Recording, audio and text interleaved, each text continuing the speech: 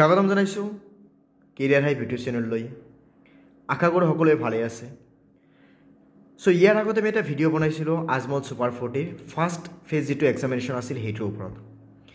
এইটো এক্সামিনেশ্যন কি আছিল যে ছুপাৰ 40ৰ স্কলাৰশ্বিপ এণ্ড এণ্ট্ৰেন্স টেষ্ট যিটো আছিল সেইটোৰ কাৰণে আমি ভিডিঅ' বনাইছিলোঁ, হয়তো আপোনালোকে নিশ্চয় চাইছে। আৰু তাতে বহুত ধৰণৰ কমেণ্ট আছিল যে হয়তো আমি ইয়াৰ পৰা আমি যদি হয়তো কোৱালিফাই হ'বলৈ হ'লে মিনিমাম কাট অফ মাৰ্ক কিমান আছিল, আমি এডমিশ্যন ল'বলৈ গ'লে প্ৰচেছ কেনেকুৱা আছিল, কিমান টকা ফি দিব লাগিব, হোষ্টেল ফেচিলিটি কেনেকুৱা, গোটেইখিনি বস্তু আমি হয়তো ইতিমধ্যে আলোচনা কৰিছোঁ। আজিৰ ভিডিঅ'ত আমি আলোচনা কৰিম যে আমাৰ যিটো ছেকেণ্ড ফেজ এক্সামিনেশ্যন আছে অহা 10 তাৰিখ মাৰ্চ মাহৰ 2024 চনত। সেইটো এক্সামিনেশ্যনত আপুনি যদি সোমাব বিচাৰে বা হয়তো এক্সামিনেশ্যন দিব বিচাৰিছে তেতিয়াহ'লে তাৰ কাৰণে কিছুমান ক্ৰাইটেৰিয়া আছে বা কিছুমান জানিবলগীয়া কথা আছে। এইখিনি বস্তু আপোনালোকে নিশ্চয় জানিব লাগিব।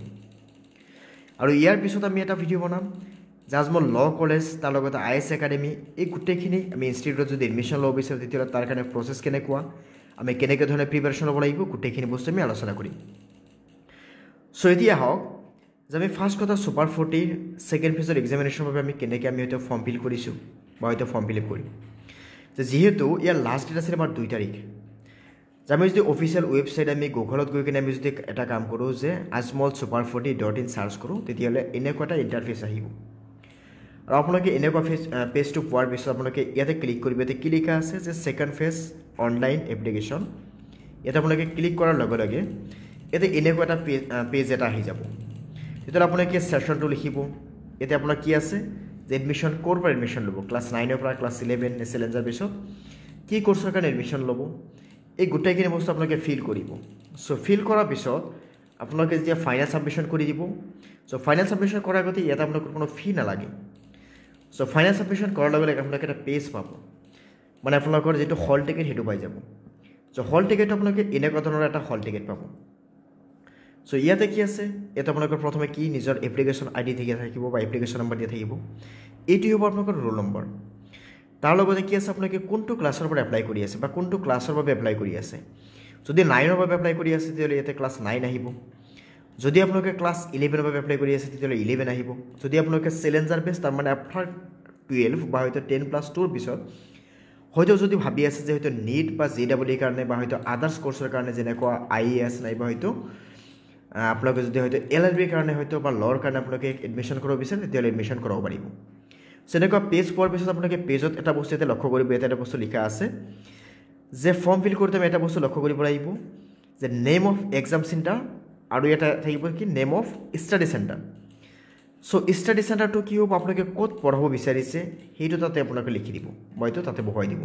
হয়তো আপুনি হোজাইৰ কথা ভাবিছে, নাইবা বদৰপুৰ, নাইবা হয়তো কলগাছিয়া, নাইবা ধুবুৰী, আপুনি যোনটো চেণ্টাৰত পঢ়াব বিচাৰে তাতে আপোনালোকে এণ্টাৰ কৰি দিব। আৰু নেম অফ এক্সামিনেশ্যন ইয়াতে আপোনালোকে কি কৰিব যে যিটো এক্সাম চেণ্টাৰ যিটো আছে যে নেম অফ এক্সাম চেণ্টাৰ ইয়াতে কি আছে যে ছাপ'জ Ajmal college of arts and science, venue to Kalgachia, district Barpeta. আপোনালোকে যোনটো ভেন্যু দিব সেইটো ভেন্যু তেনেকৈ আহি যাব। আৰু সেই ভেন্যুত আপোনালোকে এক্সামৰ দিনা আপোনালোকে কি লগত লৈ যাব বা কেনেকৈ ধৰণে আপোনালোকে প্ৰিপাৰেশ্যন ল'ব লাগিব। চাওক ফাৰ্ষ্ট কথা ইয়াতে আমাৰ এক্সামিনেশ্যন ডেটটো কিমান আছে। এক্সামিনেশ্যনৰ ডেটটো আছে আমাৰ গৈ কিনে ইয়াতে যে 10 মাৰ্চ 2024। ইয়াতে 2 নম্বৰ ইয়াতে পইণ্টটো দিয়া আছে যে 10 মাৰ্চ 2024। তাৰপিছত চাব ইয়াতে কি আছে, বল্ড কালাৰ কৰি ইয়াতে দিয়া আছে যে ইয়াতে আপুনি এইটো কি আছে এডমিট বা হল টিকেট লৈ গৈ কিনেহে আপুনি এক্সাম হলত সোমাব পাৰিব, আদাৰৱাইজ আপোনাক সোমাব দিয়া নহ'ব। এক্সাম ডিউৰেশ্যনটো থাকিব আপোনাৰ 11 AM to 2 PM, মানে 11টাৰ পৰা 2টালৈকে 3 ঘণ্টাৰ এক্সাম হ'ব। এক্সাম হলত আপোনালোকে সোমোৱাৰ আগতে হল টিকেটৰ লগতে আপোনাৰ তাতে কি লাগিব যে admit card, passport size photo, নাইবা পেন কাৰ্ড, নাইবা আপোনাৰ কি লাগিব আধাৰ কাৰ্ড, মানে যিকোনো এটা ID প্ৰুফ আপোনাৰ লাগিব। তাৰপিছত তাতে আপুনি কোনো ইলেক্ট্ৰিক ৱাটছ বা হয়তো আপুনি হয়তো আপোনাৰ ডিজিটেল ৱাটছ, নাইবা হয়তো আপোনাৰ ইলেক্ট্ৰিক কোনো গেজেট, ধৰক মোবাইল ফোন, কেলকুলেটাৰ, এনেকুৱা ধৰণৰ কোনো গেজেট আপুনি ইউজ কৰিব নোৱাৰিব। আপোনাৰ এক্সামটো হ'ব OMR শ্বীটত, যাৰ কাৰণে আপুনি ব্লেক নাইবা ব্লু বল পেন লৈ যাব। ব্লেক বা ব্লু বল পেনেৰে আপুনি কি কৰিব লাগিব, সেই গোটেই চাৰ্কেলখিনি আপুনি ইয়াতে কি কৰিব লাগিব, ফিল কৰিব লাগিব। যেনেকৈ হয়তো স্কুলৰ গুণোৎসৱৰ এক্সাম, নাইবা হয়তো আপোনাৰ CTET, নাইবা হয়তো আছাম টেট যেনেকুৱা ধৰণৰ এক্সাম হয়, যিকোনো কম্পিটিটিভ এক্সামৰ যেনেকৈ হয়তো OMR শ্বীটত যেনেকৈ এক্সাম হয় তেনেকুৱা ধৰণৰ তাতে আপুনি OMR শ্বীট পাব আৰু তাতে আপুনি OMR শ্বীটখিনি ফিল কৰিব লাগিব।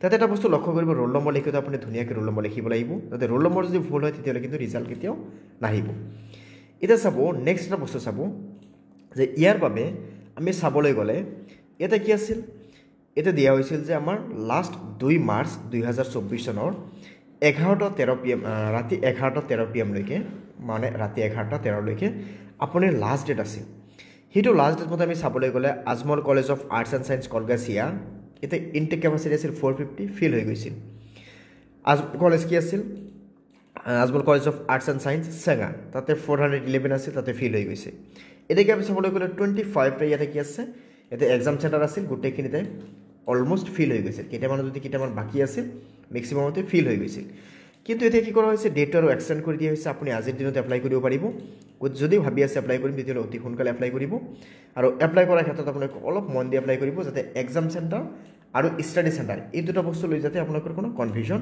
নাথাকে অ'কে চ' বিশেষকৈ ক'বলৈ গ'লে এতিয়া যে এক্সাম হলত যোৱাৰ আগতে আমি ভালকৈ হল টিকেট লৈ যাব লাগিব লগতে আমাৰ লৈ যাব লাগিব তাৰে বাবে হয়তো যিখিনি হয়তো আমাৰ আইডি প্ৰুফ আছে হয়তো ভোটাৰ আইডি কাৰ্ডটো নাথাকিব আপোনাৰ থাকিব কি পান কাৰ্ড আধাৰ কাৰ্ড নাইবা হয়তো বেংক পাছবুক আপোনাৰ এনেকুৱা ধৰণৰ আইডি প্ৰুফ লৈ যাব বিশেষকৈ আধাৰ কাৰ্ডটো লৈ যাব আৰু তাৰ লগতে ব্লু নাইবা ব্লেক বল পেন লৈ যাব স্পেচিয়েলি আপুনি ব্লেক বল পেন যদি আপুনি হয়তো ইউজ কৰে তেতিয়াহ'লে তাৰ ৰিজাল্টটো হয়তো যেতিয়া কম্পিউটাৰাইজ কৰা হয় তেতিয়াহ'লে ৰিজাল্টখিনি ফুলফিল হয়তো নাইবা হয়তো আমাৰ একুৰেট ৰিজাল্ট অহাৰ চান্সেছটো বেছি থাকে চ' আমি সেইকাৰণে ব্লু বল পেনতকৈ আমি ব্লেক বল পেন ইউজ কৰাটো বেছি ভাল হ'ব অ'কে চ' এতিয়া আপোনালোকৰ যোনটো এক্সাম চেণ্টাৰ আছে তেতিয়াহ'লে আপোনালোকে সেইটো এক্সাম চেণ্টাৰত এবাৰ খবৰ ল'ব এক্সামৰ আগদিনাই যে আপোনালোকৰ ৰোল নম্বৰটো ঠিক ঠাক আছে নে নাই বা এক্সাম চেণ্টাৰটো ঠিক ঠাক আছে নে নাই গোটেইখিনি বস্তু চাই ল'ব অ'কে চ' আজিৰ বাবে এইখিনি আছিল পৰৱৰ্তী ভিডিঅ'ত আমি Ajmal IAS academy Ajmal law college Mariam Ajmal Nazir Ajmal এই গোটেইখিনি বিষয়ে আমি আলোচনা কৰিম বা হয়তো আমি এই গোটেইখিনিত কেনেকৈ এডমিশ্যন পাব পাৰোঁ গোটেইখিনি বস্তু আমি ডিছকাছ কৰিম